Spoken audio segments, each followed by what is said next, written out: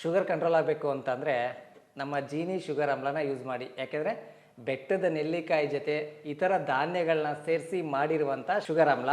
ಇದು ಯಾವ ರೀತಿ ಮಾಡಿ ಕುಡಿಬೇಕು ಅಂತಂದರೆ ಬನ್ನಿ ನೋಡ್ಕೊಂಬರೋಣ.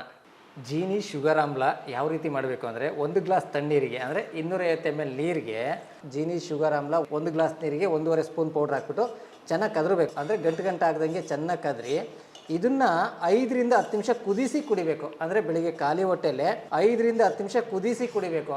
ಎಷ್ಟೋ ಜನಕ್ಕೆ BP ಇರುತ್ತೆ, ಅವರು ಉಪ್ಪೇನು ಹಾಕಬೇಕಾಗಿಲ್ಲ. ಯಾಕೆಂದರೆ ಈ ಜೀನಿ ಶುಗರ್ ಆಮ್ಲ ಇದೆಯಲ್ಲ, ಇದು ಆಲ್ಮೋಸ್ಟ್ ಆಲ್ 50% ಈ ಆಮ್ಲದಿಂದಲೇ ಮಾಡಿರೋದು. ಅಂದರೆ ಬೆಟ್ಟದ ನೆಲ್ಲಿಕಾಯಿಯಿಂದಲೇ ಮಾಡಿರೋದ್ರಿಂದ ಉಪ್ಪು ಬೇಕು ಅನಿಸಲ್ಲ. ಯಾಕೆಂದರೆ ಎಷ್ಟೋ ಜನ BP ಇದ್ದರೆ ಉಪ್ಪು ಯೂಸ್ ಮಾಡಲ್ಲ, ಅದರಿಂದ ಏನು ಬೇಕು ಅನಿಸಲ್ಲ. ರುಚಿಗೆ ಬೇಕು ಅಂದರೆ ನೀವು ಉಪ್ಪು ಹಾಕಿ 5 ರಿಂದ 10 ನಿಮಿಷ ಚೆನ್ನಾಗಿ ಕುದಿಸಿ ಕುಡಿಬೇಕು. ಬೆಳಿಗ್ಗೆ ಖಾಲಿ ಹೊಟ್ಟೆಯಲ್ಲಿ 1 ಗ್ಲಾಸ್. ಈಗ ಉದಾಹರಣೆ ನನಗೆ ಶುಗರ್ 400 ಇದೆ ಅಂತ ಹೇಳ್ತೀರಲ್ಲ, 400 ಇರೋರು ಬೆಳಿಗ್ಗೆ 1 ಗ್ಲಾಸು, ಸಂಜೆ 5 ಗಂಟೆಗೆ 1 ಗ್ಲಾಸು, ಪ್ರತಿದಿನ ಎರಡು ಟೈಮ್ ನಮ್ಮ ಜೀನಿ ಶುಗರ್ ಆಮ್ಲನ ಯೂಸ್ ಮಾಡೋದ್ರಿಂದ ನಿಮಗೆ ಶುಗರ್ ಕಂಟ್ರೋಲಿಗೆ ಬಂತು. 1 ತಿಂಗಳಲ್ಲೇ ಶುಗರ್ ನಾರ್ಮಲಿ ಬರುತ್ತೆ, ಒಬ್ರಿಗೆ 2 ತಿಂಗಳಲ್ಲಿ ಬರುತ್ತೆ, ಒಬ್ರಿಗೆ 6 ತಿಂಗಳಲ್ಲಿ ಬರುತ್ತೆ.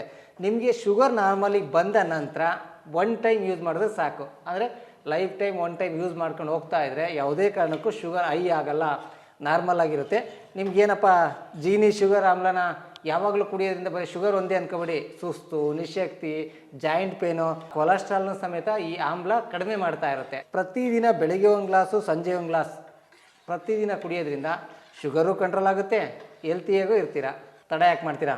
ಈ ಡಿಸ್ಪ್ಲೇ ಮೇಲೆ ಕಾಣ್ತಿರೋ ನಂಬರ್ಗೆ ನಿಮ್ಮ ಅಡ್ರೆಸ್ನ ವಾಟ್ಸಪ್ ಮಾಡಿದ್ರೆ ನಿಮ್ಮ ಮನೆಗೆ ಜೀನಿ ಶುಗರ್ ಆಮ್ಲ ಬರುತ್ತೆ.